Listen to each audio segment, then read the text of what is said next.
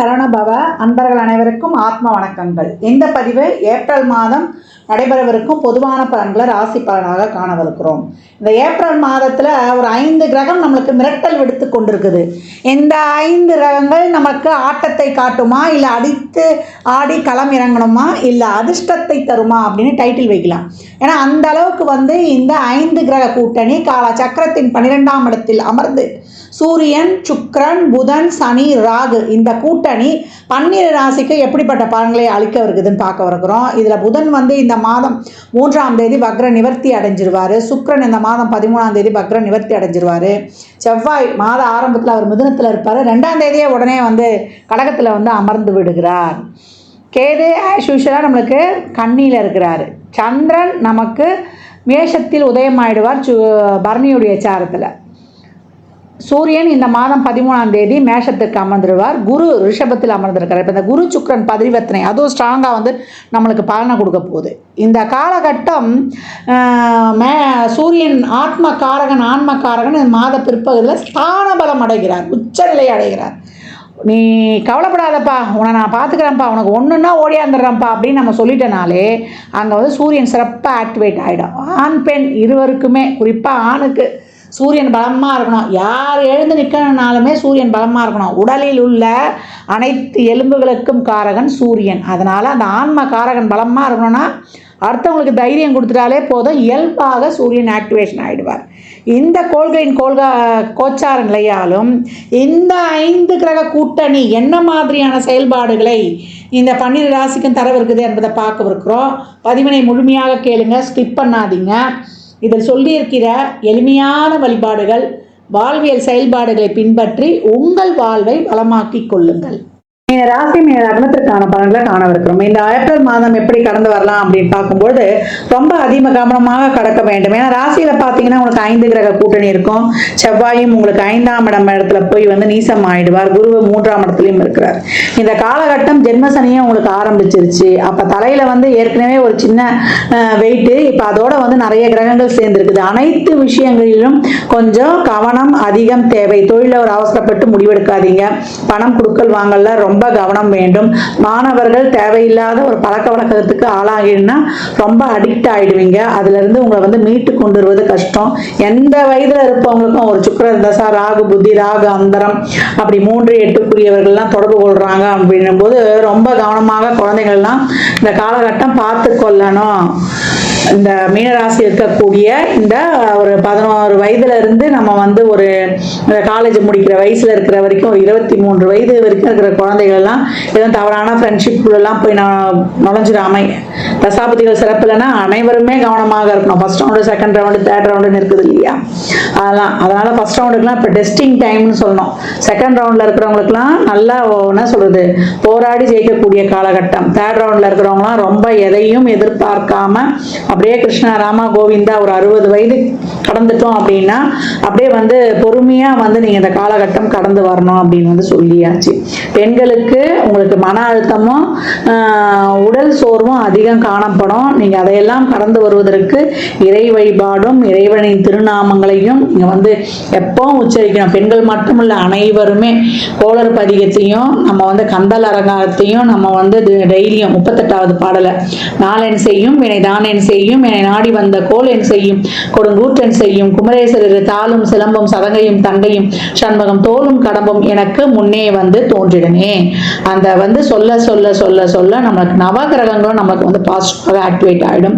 எல்லா விதமான சுப நிகழ்வுகள், பேச்சுவார்த்தை, மற்றபடி விஷயங்கள் எல்லாம் கொஞ்சம் பொறுமையை கடைபிடுங்க. பணம் கொடுக்கல் வாங்கல், வாய் வார்த்தை, ஜாமீன் போன்ற விஷயங்களில் அதிகவனம். குழந்தைங்க விஷயத்துல ரொம்ப கண்டிப்பு காட்டாம அப்படியே அன்போடு அரவணைத்து அவர்களை வழிநடத்தி செல்வது இந்த காலகட்டம் ரொம்ப சிறப்பு அப்படின்னு சொல்லியாச்சு. மீனம் இந்த காலகட்டம் வண்டிகளில் பிரயாணம் செய்யறது, உடல் ஆரோக்கியத்தில் ரொம்ப கவனம் தேவைன்னு ஆச்சு.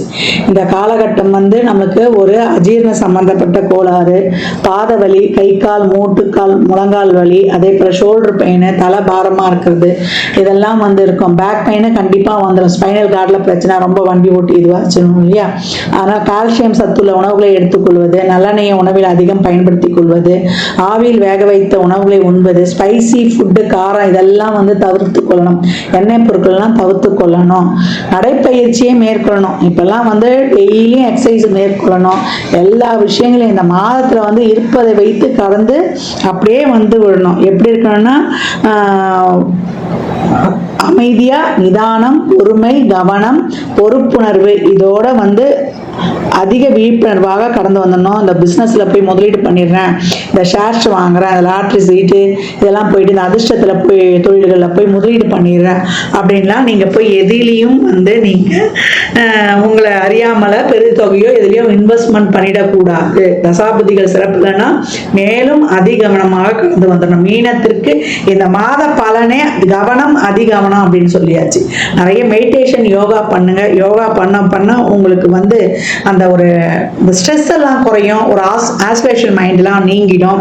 நம்மளுக்கு வந்து ஒரு தேவையில்லாத சிந்தனைகள், ஒரு முடிவெடுக்கிறதுல இருக்கிற அந்த குறைகள்லாம் நீங்கி உங்கள் வாழ்க்கையும் வந்து நீங்கள் சிறப்பாக கடந்து வந்துடலாம். நல்ல பலன்களையும் நீங்கள் பெற்றுக்கொள்ளலாம். மீனராசி லக்னக்கார அன்பர்கள் எந்த விஷயத்தையும் மனதுக்கும் மண்டைக்கும் எடுத்துட்டு போவாதீங்க. அதே போல் வார்த்தைகளில் தேன் தடவைய வார்த்தைகள், அப்படி இல்லைன்னா மௌனம் வருதுன்னு சொல்லிட்டு பேசாமல் இருந்துருங்க. இந்த காலகட்டம் நீங்கள் எதை சொன்னாலும் அதில் வந்து ஒரு பெரிய குற்றம் குறைகள் இருப்பதாக மற்றவங்க கண்டுபிடிப்பாங்க. தேவையில்லாத பிரச்சனைகளையும் உருவாயிடும். நம்ம நல்லது தான் சொல்ல போவோம், அதில் வந்து அங்கே வந்து ஒரு பெரிய ஒரு பூதாகாரமாக வெடிக்கக்கூடிய வாய்ப்புகள் இருக்குது. வாக்குவாதங்களை தவிர்த்து விடுங்க. ஆர்கியூமெண்ட்டை தவிர்த்து விடுங்க. கணவன் மனைவிக்குடைய நிறைய கருத்து மோதல்கள் அதையெல்லாம் கலைந்து நீங்கள் வந்து விட்டு கொடுத்து போயிடுங்க. விட்டு கொடுப்பவர் கெட்டு போவதில்லை. அதனால இந்த காலகட்டம் ஏற்கனவே சொன்ன மாதிரி தான் தவநிலையை மேற்கொள்ளணும் அப்படின்ட்டு எல்லாம் இறைவா உனக்கே சமர்ப்பணம், கிருஷ்ணார்ப்பணம்னு சொல்லிட்டு அந்த இடத்துல வந்து கடந்து வந்துருங்க. முடிந்தவர்கள் சிவ வழிபாடு எவ்வளோக்கு எவ்வளோ செய்ய முடியுமோ செய்யுங்க. கோளறு பதிகம், நம்மளுடைய கந்தர் அலங்காரத்தில் வரக்கூடிய 38வது பாடல் நாளென் செய்யும் அந்த பாடலை பாடுவது, அதே போல மேல்மாறல் படிப்பதெல்லாம் உங்களுக்கு அருமையான பலன்களை கைமேல் கிட்டும். மீன ராசி லக்னக்கார அன்பர்களுக்கு என் மனமார்ந்த வாழ்த்துக்களை தெரிவித்துக் கொள்கிறேன். இந்த காலகட்டம் 12 ராசிகளும் வந்து இந்த அன்னதானம் பண்ணுறதை தாராளமாக பண்ணுங்கள். வாயில்லா ஜீவன்களுக்கு வந்து தாராளமாக உங்களால் இயன்ற உதவிகளை செய்யுங்க. இல்லை அந்த மாதிரி இருக்கிற அமைப்புங்களுக்கு நிதி உதவி பண்ணிடுங்க. முதியோர் இல்லங்கள், தூய்மை பணியாளர்கள், துப்புரவு பணியாளர்களுக்கு உங்களால் இயன்ற உதவிகள்லாம் தாராளமாக செய்யுங்க. ஏன்னா சனி இருக்கக்கூடிய இடம் 12ஆம் இடம். எவ்வளோக்கு எவ்வளோ நீங்கள் தான தர்மங்கள்லாம் பண்ணுறீங்களோ தேவையில்லாத விரயங்கள், நம்ம மனசு கஷ்டப்படுற மாதிரி ஒரு ஹாஸ்பிட்டல் செலவெல்லாம் ரொம்ப குறையும், அனாவசிய செலவு குறையும். இந்த மாதிரி நல்ல காரியங்கள்லாம் செய்யும்பொழுது நம்மளுக்கு சந்தோஷமாக செலவு பண்ணிடலாம். அதே போல் நல்லெண்ணெய், தேங்காய் எண்ணெய், வேப்பெண்ணெய், இழுப்பெண்ணெய், நெய், விளக்கெண்ணெய் போட்டு அந்த 6 தீபம் எழுத்து சொல்லியிருப்பேன் இல்லையா, அதை எப்போல்லாம் டைம் கிடைக்குதோ நம்ம வாசலே ஏற்றலாம். ஷட்கோண தீபம் வாசலே ஏற்றலாம், நடுவில் நெய் தீபமும் ஏற்றலாம், இல்லை முருகர் படம் இருந்தாலும் வைக்கலாம். இந்த மாதிரி ஏற்றி வழிபடும்பொழுது உங்களுடைய அனைத்து விதமான பிரச்சனையும் தீரும். இந்த வேப்பெண்ணெய்லாம் ஊற்றி எழுதும்போது வாசல் எடுத்துங்க. வீட்டில் எழுத்தும்போது ஒரு சொட்டு 2 சொட்டு அந்த காமாட்சி அம்மன் விளக்குலையே கூட நீங்கள் ஊற்றிடும்போது ரொம்ப சிறப்பாக இருக்கும். கோயிலில் நிறைய உதிரியாக எலுமிச்சம்பழத்தை வாங்கி கொடுங்க. வெற்றிக்கனி 33 எலுமிச்சம்பழம் குலதெய்வ கோயிலில் ஒரு மஞ்சத்தூள், ஒரு குங்கும பாக்கெட்டோட தாராளமாக கொடுத்து வரும்பொழுது உங்களுக்கு மிக சிறப்பான பலன்களை காணலாம் அப்படின்னு வந்து சொல்லியாச்சு. அதே போல் இந்த காலகட்டம் வந்து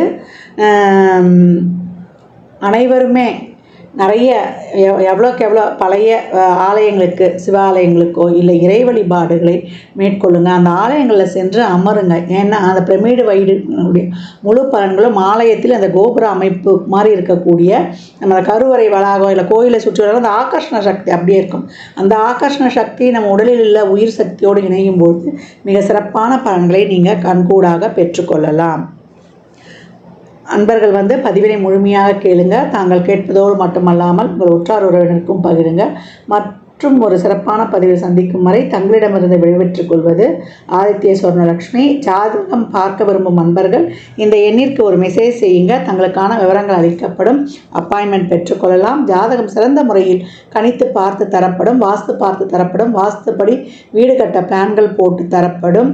எண்ணியல் படி பெயர் வைத்துக் கொள்ளலாம். பிறந்த குழந்தைகளுக்கும் தொழிற்சாலை நிறுவனங்களுக்கும் பெயர் வைத்து உங்கள் வாழ்வை வளமாக்கிக் கொள்ளலாம். சுபமுகூர்த்த நாட்களும் குறித்து கொடுக்கப்படும். இறையருளால் அனைத்தும் நிறைவாகட்டும்.